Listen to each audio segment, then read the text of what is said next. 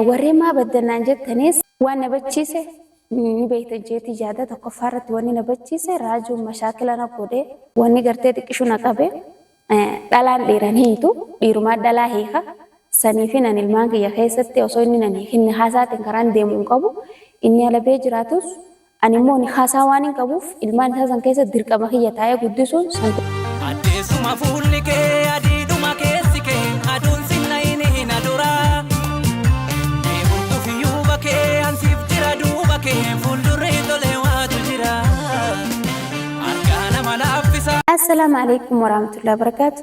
Hordoftoota kabajamtoota faayootu kana maa jiraachuun qaba jeetiin har'a onnadhee dhufe warreemaa baddannaan jettanis ani hin banne nin jira. Wanni na bachiise gaanii beeytan hordoftoota kabajamtoota kiyya mashaakila mana kiyya keessa deemaa ture ni beeytan jeetii yaada. Mashaakila san maal jechuun keessanis hin oolu. Mashaakila san akkuma argitan raajuu hilwaa fuudhi jeetiin fidee fi hilwaa san hin fuudhu jee osoo sababii dhalaa biraa jala deemu jiru anillee ammoo yoo dhalaan asii fide hin fuune dhalaan gartee ani feene naa fidee mana naan galchutu jee naaf inni mashaakilarra iraaraan tanaa waliin jirra. Maaliif yoo jettan ani immoo dhalaan ani feene dhalaa inni qoftiin fadhu akka inni qoftiin hin fadhu jechuudha. Maaliif hilwaa manatti ilaa manaa laffee fidee fi arrammoo hilwaa sunillee lafatti nafnee alhamdulillah dalagaa namaa akkumaan duran irraa baasetti akkasuma qabee harkuma kiyyaan galchee dalagatu jirti alhamdulillah. Arrammoo wanni na aarsee na fide raajuun afaan kiyya kana dhiiseetu afaan gartee warra soddaa san dhaqee jechuudha. Irra guddaa wanni na aarse afaan warra soddaa san dhaqeeti. Akka waan gartee intala warra soddaa achi qaadhimatee fuudhuu deemuutti na fakkaatti garuu isaaf hin mijooftu. Anaaf faayoo isaa raajuu isaaf hin taatu. Maaliif namni afaan ifii dhiisee afaan namaa fayyadamee afaan namaa haasee yaani afaan ifii jechuun warqii afaan ifii dhiisee namni akkamii afaan warra soddaa haasaa sanduu irra guddaa na aarsee ol na baase qubee tanaaf raajuu wajjin hin jiru. Hangaata akka raajuu tana argeetis hin beeku namni ni fuudha je'eetis fuudhee alaa galuu wahuma jiraati. Taraajuutu nammoo fuudheettis alaan galle achumaan akkuma beetti hafee ilaarraan tanaan manatti deebi'ee anaa fi maatii kiyya laalutti hin jiru ammoo itti bal'attee anaan achitti kan jiraachuu kun itti bal'attee isa jiraachuu jirana fakkaatee sumaanuu dhiifamaan isin ja'a warreen gartee faayoo eessa kutte naan jettanii na barbaadu jirtan hedduu takka galatooma.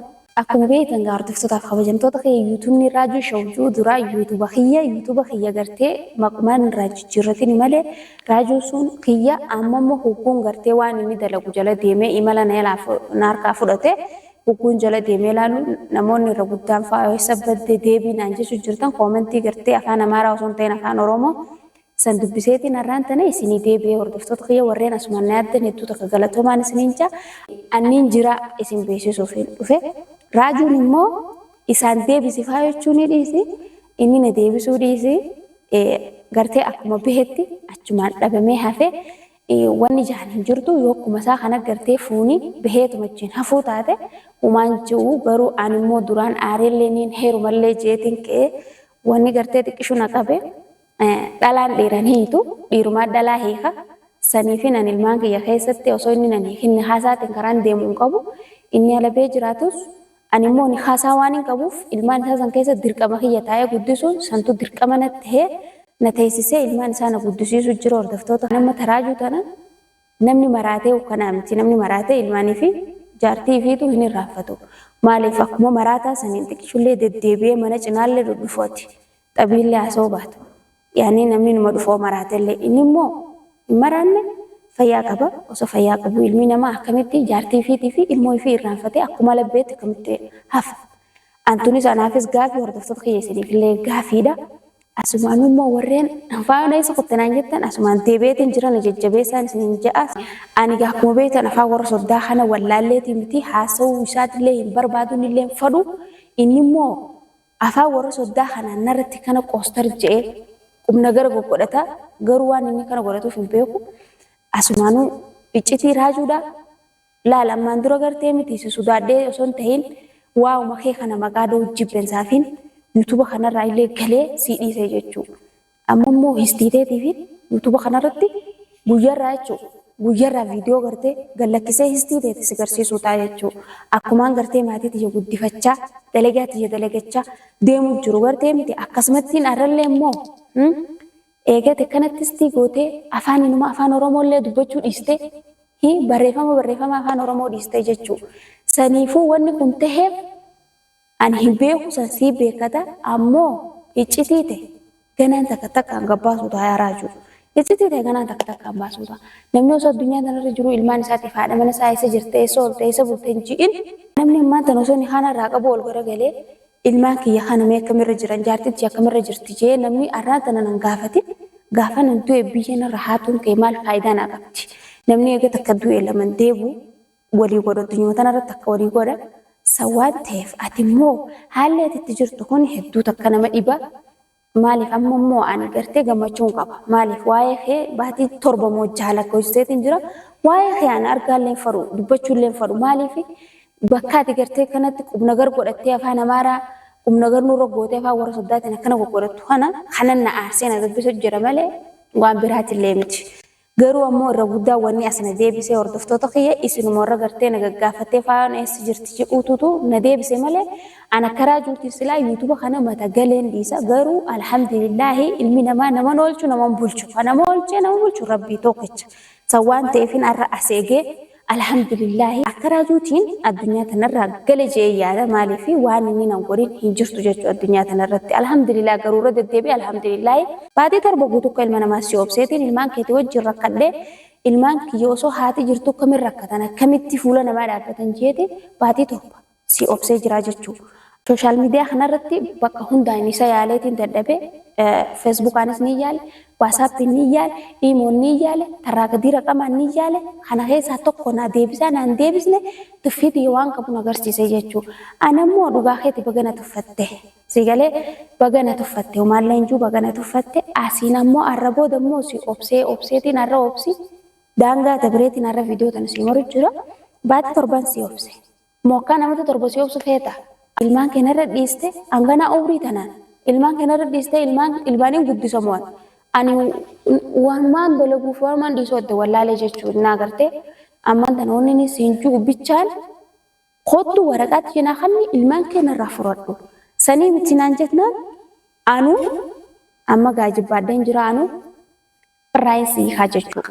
Inni gartee ilmaan isaa kana facaaseen irra deemeen anilleen facaasuun na dhibeetii miti garuu ammoo ani ilmaan kana ittiin laffe yaada juutuu na teessisu jira ilmaan kana jidduu akkuma beektan gardoftoota keenya yoonni hin galcha jeesi jiruu biyya namaa ni beektan namni kurmatti kuwa biyyaa dhufetti ilmaan fudhatee biyyattis hin galu maaliif sanuma waan ta'eetu hedduu takka na cinqu jira malee anamma yaada gartee raajuu faa yaadee naddeebuu faa barbaadee osoo hin ta'in ilmaan kana gartee inni narra facaasee deeme animmoo ni facaasatti ani haadha garaan irraa dhaquun qabu facaasutti illee hin danda'u maaliif ani hin danda'u ilmaan facaasuu onni akkasitti gartee namni wayiin dalagu san hin qabu inni immoo dhugumatti qalbiin isaa goggoyduu irraa akhira namni bar yoo gartee namallee feene sin fadhu waraqaa ta'e hoodho ilmaan kiyya naa kan ni ja'a inni waraqaa sannaan kanneen ilmaan isaa sannarraan furan ani immoo na hidhee yookaan akkama nama haala maraaturra akka isaatiin silaa maraadheetiin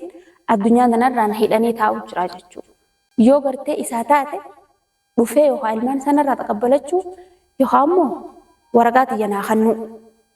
Sandinnaan immoo raajuu waliif gabbaan anaafeeti.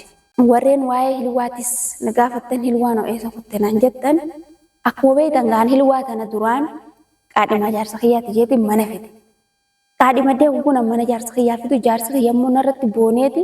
Ani dhalaati naaf duffaduu dhalaan fi laalladhee fuudhu malee naan jeeti dhiisee deemee jechuudha. Anaafis maa walumaan mana nu dhiisee hutee jechuudha.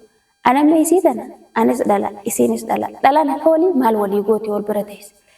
Nurra achi boonu isaa kun itti bal'attee wanni itti rakkattee takka hin jirtu silaa itti rakkattee guyyaa tokkollee inni namaa gartee mana kiyya jeetu dhufee ilmaan isaa sana jaallaalee biraa deema jechuudha. Raajuun ammoo ilmaan isaattis ilaalle anallee ilaalle jaartii isaallee tanii na fideefillee ilaalle numa hundaa'u gateeti akka gartee wayirraa nu keenya jechuudha. Wayirra osoo nu kaayin fe'ee kute garuu ammoo anis isaa jecha yuutuuba kana kaniin jibbe irratti ol deebi'ee anaaf ati raajuu waliif gatteenya jechuudha. Yoo magaaluma sanaa kana keessa jiraattee akkana biyyeef hiyyaamu jiraatte waliif gatteenyaa siin jaa yoo gartee dubbiitu si gasseentee akka ati nama dhuguma saniin dhiira taate bakka jirtu dubbadhu ilmaan kee guyyaa irraan tanaa booda dhuftee yoo gartee narraa fudhachuu baatte ani ji'a torba waan si eegeef as booda immoo si eegullee hin danda'u yoo dhuftellee si wajjin jiraachuu hin danda'u haala kanaan maaliif yoo naan jette ani amma immoo jireenya mataa kiyyaa tokko gartee dhuunfaa kiyyaa jiraachuun barbaada haadha ilmaaniittis akkanatti immoo haala kanaan haadha ilmaanii namni jaalatee fi fuudhu hin jiru waan ta'eef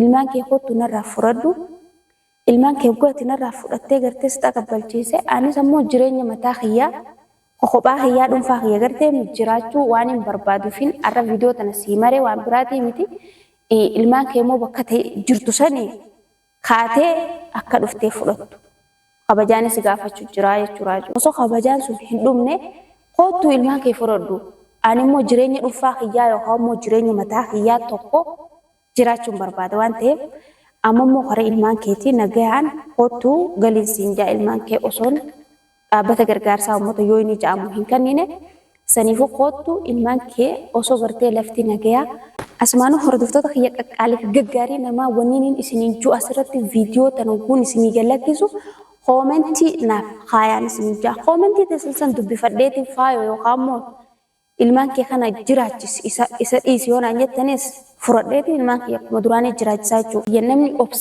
obsanii fixata anammoo obsa fixadheetiin arra viidiyoo tana madu jira raajii obsan ficachiise. Asumaanuu yoommoo ilmaan keessa yookaan guddifadhu yookaan immoo abbaan dhufee fudhatu yookaan immoo gargaarsa uummata yoo inni kajaamu facaase yoo naan jettanis koomentii teessaniin barbaada. Amma ani kophaatti humnaan qabu humna teessaniin barbaada yoo humnaan akkasitti koomentii naa keessanii koomentii teessisan inni jajjabeessan koomentii teessisa furadheetiin hojiirra waan takka gaanii jechuudha.